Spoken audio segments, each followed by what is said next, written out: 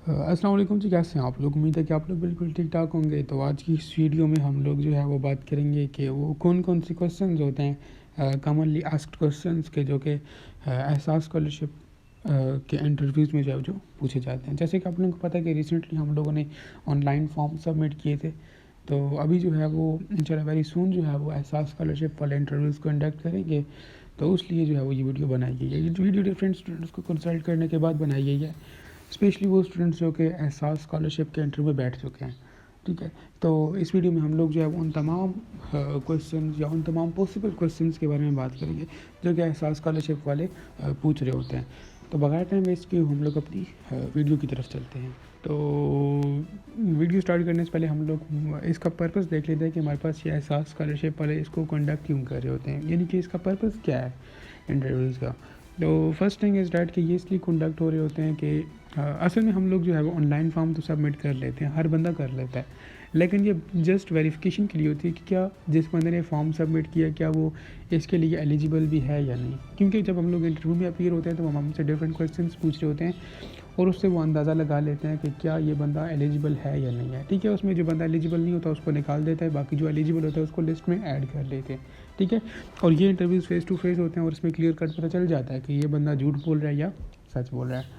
तो बेसिकली इसका purpose verification होता है स्टूडेंट्स की कि वो एलिजिबल है इस इंटरव्यूज़ इस स्कॉलरशिप के लिए या नहीं। उसके बाद हम लोग बात कर लेते हैं नंबर ऑफ़ इंटरव्यूज़ पर। अब बात इस तरह से है कि कुछ यूनिवर्सिटीज़ 2 इंटरव्यूज़ कंडक्ट करती हैं और कुछ 3 करती हैं। ठीक है, ये आप लोगों की यूनिवर्सिटी पर डिपेंड करते हैं। ठीक है, अब फॉर एग्जांपल आप लोगों ने जो है एहसास स्कॉलरशिप के लिए जो है अप्लाई कर लिया, उसके 2 से 3 मंथ्स बाद या अप टू 5 मंथ्स बाद, ये डिपेंड करता है आपकी यूनिवर्सिटी पर। ठीक है, कि उनका प्रोसेस कितना स्लो है। तो उसके बाद वो जो है वो सिलेक्टेड कैंडिडेट्स की जो है वो लिस्ट जो है वो बना लेते हैं, यानी कि बेसिकली वो स्टूडेंट्स होते हैं जिन्होंने जस्ट एहसास स्कॉलरशिप के लिए अप्लाई किया था। उसके बाद आप लोग फर्स्ट इंटरव्यू में बैठते हो। ठीक है, वहाँ से अगर आप सेलेक्ट होते हो तो आपका लिस्ट में नाम ऐड कर लिया जाता है। अगर आप लोग जो है एहसास स्कॉलरशिप के लिए एलिजिबल नहीं हो, मीन्स दैट वो अंदाज़ा लगा लेते हैं, तो आपको जो है उस लिस्ट में ऐड नहीं किया जाता। ठीक है, अगर फॉर एग्जांपल आप लोगों को लिस्ट में ऐड कर दिया गया है तो फिर आप लोग जो है वो आप लोगों से जो है वो सेकंड इंटरव्यू लिया जाता है। ठीक है, उसके बाद थर्ड, या मोस्टली यूनिवर्सिटीज़ में थर्ड इंटरव्यू नहीं हो रहा होता, जस्ट 2 ही इंटरव्यूज़ की बेस पर जो है वो एहसास स्कॉलरशिप की लिस्ट में आप लोगों के नाम को जो है वो ऐड कर लेते हैं। ठीक है, अब यहाँ पर एक और चीज़ भी है कि ये जो इंटरव्यूज़ हो रहे थे बेसिकली ये आप लोगों की अपनी यूनिवर्सिटी ले रही होती है। ठीक है, एहसास स्कॉलरशिप वाले जो है वो उनको कह देते हैं कि आप लोग जब स्टूडेंट्स की वेरिफिकेशन करें कि कौन कौन एलिजिबल है या कौन कौन नहीं है, तो ये लिस्ट जो होती है ये बेसिकली आप लोगों की अपनी यूनिवर्सिटी जो है वो तैयार कर रही होती है। ठीक है, उसके बाद हम लोग क्वेश्चंस की बात कर लेते हैं। बेसिकली हमारे पास ये वो क्वेश्चन होते हैं जो आप लोगों ने ऑलरेडी फॉर्म में जो चीज़ें मेंशन की होती हैं। ठीक है, आप लोगों ने इस तरह करना है कि वो फॉर्म आप लोगों के पास सॉफ्ट फॉर्म में होगा या फिर हार्ड फॉर्म में भी होगा। आप लोगों ने इंटरव्यू में जाने से पहले उसको एक मरतबा रीड कर लेना है। ठीक है, उसमें आप लोगों ने जो जो इन्फॉर्मेशन लिखी थी उसको एज इट इज़ आप लोगों ने फिंगर टिप्स पर याद कर लेना है। ठीक है, वो जस्ट यही चीज़ जो है वो आप लोगों की चेक कर रहे होते हैं कि आप लोगों ने वहाँ पर सच लिखा है या झूठ लिखा है। ठीक है, क्योंकि 2-3 महीने पहले आप लोगों ने वो चीज़ मेंशन की होती है, फिर 2-3 महीने बाद आपसे वो पूछते हैं, तो वहाँ पर झूठ और सच का पता चल जाता है। ठीक है, तो आप लोगों ने यहाँ पर जो जो क्वेश्चन मैंने मेंशन किए हुए हैं इसमें से 2 या 3 या अप टू 5 क्वेश्चंस, ये डिपेंड करता है उस पर इंटरव्यूअर पर कि आपसे वो कितने क्वेश्चन पूछते हैं। मोस्टली वो 3 to 4 क्वेश्चन इसमें से पूछ रहा होता है।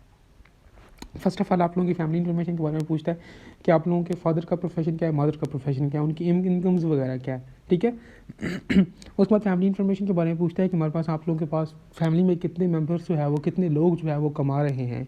ठीक है, और कितने लोग जो है वो पढ़ रहे हैं और उनका खर्चा वगैरह क्या है। उसके बाद फैमिली इनकम के बारे में पूछता है कि आप लोगों को फॉर एग्जांपल अगर फादर जो है वो अर्न कर रहा है, कमा रहा है, तो उसकी बेसिक इनकम क्या है। अगर कोई भाई है या कोई भी जो है वो आप लोगों की फैमिली में कमा रहा है तो उसकी इनकम कितनी है। तो ये चीज़ अक्सर वो आप लोगों से पूछ रहे होते हैं। हाँ, इसके अलावा आप लोगों से पूछ रहा था कि आप लोगों के इनकम्स के और कौन कौन से रिसोर्सेज हैं। ठीक है, उसके बारे में कुछ क्वेश्चन होते हैं। मंथली एक्सपेंडिचर्स या मंथली एजुकेशन एक्सपेंडिचर्स के बारे में क्वेश्चन होते हैं। मीन्स दैट अगर आपका कोई और बहन भाई पढ़ रहा है, ठीक है, तो उसके क्या एक्सपेंडिचर्स हैं। ठीक है, वो आप लोगों ने बताने होते हैं। जो आप लोगों ने फॉर्म में ऑलरेडी मेंशन किए होते हैं ये वही क्वेश्चन होते हैं। ठीक है, जस्ट वो वेरीफाई कर रहे होते हैं। अलॉन्ग विद दैट आपके further accommodation expenditures, means that आपका घर जो है वो अपना है या रेंटेड है। अगर रेंटेड है तो आप उसका कितना जो है वो पे करते हो, उसमें कितने रूम्स हैं। मीन्स दैट इस तरह की इन्फॉर्मेशन जो कॉमन सी चीज़ें, तो ये वो पूछ रहे होते हैं। अलॉन्ग विद दैट उसके बाद आप लोगों के मंथली फैमिली एक्सपेंडिचर्स के बारे में क्वेश्चन होते हैं कि आप लोगों के बिल्स कितने आते हैं। ठीक है, मोस्टली ये क्वेश्चन नहीं पूछा जाता आप, लेकिन आपकी जो एजुकेशनल एक्सपेंडिचर्स होते हैं उस पर जो है वो क्वेश्चन होता है, आपके किचन के कितने एक्सपेंडिचर्स हैं, कितना खर्चा हो जाता है मंथली आप लोगों का, ठीक है, तो वो चीज़ पूछ रहे होते हैं। तो ये चीज़ आप लोगों ने ऑलरेडी फॉर्म में मेंशन की है, तो मैं बार बार कह रहा हूँ कि इंटरव्यू में जाने से पहले आप लोगों ने उस फॉर्म को रीड कर लेना कि आप लोगों ने वहाँ पर क्या क्या इन्फॉर्मेशन कितनी कितनी जो है पुट की थी, ठीक है, वो आप लोगों ने जहन में रख लेना है। क्वेश्चंस वहाँ से ही होने हैं, ठीक है, घबराएं बिल्कुल भी ना, जस्ट उसको रिवाइज कर लें और जहन में बैठा लें, दैट इज़ इट। इसके अलावा फर्दर आप लोगों से कोई ये क्वेश्चन होता है कि आप लोगों की फैमिली में ट्रांसपोर्ट के लिए कोई कार या कोई मोटरसाइकिल या एनीथिंग जो भी है या नहीं है, अगर है तो उसमें फ्यूल्स कंजम्पशन या पेट्रोल का कितना खर्चा आ जाता है, ये चीज़ आप लोगों ने मेंशन कर देनी होती है। ये चीज़ वो पूछते हैं। कैटल्स के बारे में पूछते हैं कि आप लोगों ने जो है वो कोई माल मवेशी रखे हुए हैं या नहीं, आप लोगों का जो है वो कोई अपने घर के अलावा कोई और घर है या कोई बिज़नेस ऐसा कि जो आप लोग करते हो, या कोई एग्रीकल्चरल कोई भी जो है वो आप लोग एक्टिविटी करते हो या नहीं। तो ये बेसिक बेसिक चीज़ें पूछ रहे होते हैं, फिर इससे वो जो है वो डिसाइड कर लेते हैं कि इस बच्चे को स्कॉलरशिप देनी चाहिए या नहीं देनी चाहिए, ठीक है। तो ये आप लोग अगर बिल्कुल अपने फॉर्म के करेक्टली जो है वो बताते जाएंगे तो इंशाल्लाह जो आपके चांसेस होते हैं। अगर वहाँ पर फॉर्म में आप लोगों ने कुछ और चीज़ पुट की हुई है, यहाँ पर आप लोग कुछ और बता रहे हो, तो वहाँ से उन्हें अंदाज़ा हो जाता है कि ये बंदा झूठ बोल रहा है, वो आपको जो है वो लिस्ट में ऐड नहीं करते। तो आप लोग कोशिश करें, फिर कह रहा हूँ, कोशिश करें कि जो है वो इन्फॉर्मेशन आप लोगों ने फॉर्म में फिल की है एज इट इज़ उसको याद कर ले, और इंटरव्यू आपसे जो कुछ पूछे उसके रिलेटेड तो आप उसको एज इट इज़ बता दो, दैट इज़ इट। लास्ट पे हम लोग अदर इंपॉर्टेंट क्वेश्चंस पर बात करते हैं। ये वो क्वेश्चन है जो आप लोगों से लाजमी पूछते हैं, ये 2 क्वेश्चंस लाजमी जो है वो हर बंदे से पूछते हैं, ठीक है। पहला क्वेश्चन ये है कि आप लोगों ने अपने फर्स्ट सेमेस्टर की फ़ी जो है वो कैसे सबमिट किया है, ठीक है। तो इसमें आप लोगों के पास बेस्ट ऑप्शन आंसर यही हो सकता है कि आप लोग बोलेंगे कि हम लोगों ने अपनी कुछ प्रीवियस सेविंग्स थी उसकी वजह से जो है वो की थी, या फिर अपनी चाचा से उधार लिया था। इस तरह से आप लोग कुछ भी रीज़न बना के बता सकते हैं। इसके अलावा फर्दर क्वेश्चन नंबर 2 आप लोगों से यहाँ से पूछता था कि क्या इसके अलावा आप लोग कोई और स्कॉलरशिप ले रहे हैं या नहीं। तो आप लोगों ने हमेशा इस आंसर में नो ही कहना है, क्योंकि अगर आप बोल देंगे कि हाँ जी हम लोग कोई और स्कॉलरशिप भी अवेल कर रहे हैं, तो आप लोगों को जो है वो लिस्ट में ऐड नहीं करेंगे, ठीक है। तो बेटर ऑप्शन यही है कि आप लोग नो बोलें इस ऑप्शन आंसर के लिए। इसके अलावा लास्ट में हमारे पास कुछ इंपॉर्टेंट डॉक्यूमेंट्स या कुछ सपोर्टिव डॉक्यूमेंट्स जो आप लोगों के पास मस्ट होने चाहिए। पहली बात तो ये कि आपके पास आपका अपने CNIC की कॉपी, अपने फादर मदर या अपने गार्डियन की CNIC की एक कापी आप लोगों के पास लाजमी होनी चाहिए। अलॉन्ग विद दैट एक और चीज़ जो कि बहुत मैंडेटरी है, आप लोगों का इनकम सर्टिफिकेट, मीन्स दैट आपके अबू जो है वो कितना कमाते हैं। अब इनकम सर्टिफिकेट कैसे बनाना है वो बहुत आसान है। अक्सर स्टूडेंट्स का ये क्वेश्चन होता है। आप लोगों ने फर्स्ट ऑफ ऑल क्या कर लेना है कि आप लोगों ने जो है वो अदालत में जाना है, ठीक है। वहाँ पर आप लोगों ने जो है वो पेपर लेना है, ठीक है। 100 या 200 का वो मिल जाता है, ठीक है। तो उस पर आप लोगों ने क्या करना है, वो लेकर उस पर तो वो तस्दीक करवा कर अदालत के पास ही कुछ कंप्यूटर्स वाले बहुत से बैठे होते हैं, उनके पास जाना है, उसको बोलना है कि मुझे इस पर फैमिली इनकम सर्टिफिकेट प्रिंट करके दो, ठीक है, उस फॉर्म के ऊपर। तो वो आप लोगों को जस्ट फिल कर देगा।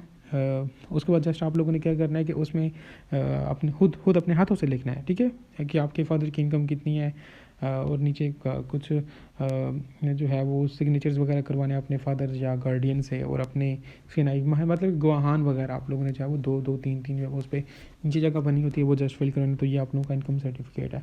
मोस्टली स्टूडेंट्स का ये क्वेश्चन होता है। तो ये बहुत आसान सा जो है वो तरीका है। जस्ट आप लोगों ने अदालत जाना है, वहाँ से जो है वो आप लोगों ने पेपर लेना है, उसके ऊपर तस्दीक करवानी है, और फिर उसके बाद आप लोगों ने कंप्यूटर वाले के पास जाना है, उसे बोलना है कि इसके ऊपर मुझे इनकम सर्टिफिकेट प्रिंट करके दो। तो आपको प्रिंट करके दे देगा। आपने जस्ट उसमें जो इन्फॉर्मेशन जो है वहाँ पर रिक्वायर्ड है तो आप लोग जस्ट पुट कर लो, तो वो आपका इनकम सर्टिफिकेट बन जाएगा। तो ये मोस्ट मैंडेटरी है, आप लोगों के पास लाजमी होना चाहिए, ठीक है। अलॉन्ग विद दैट आप लोगों के पास लास्ट 6 मंथ्स की बिल्स हो, ठीक है, इलेक्ट्रिसिटी की, गैस की, जो भी, ठीक है। ये इतना मैंडेटरी नहीं है, लेकिन इनकम सर्टिफिकेट बहुत ज़्यादा मैंडेटरी है इन तमाम डॉक्यूमेंट्स में, ठीक है।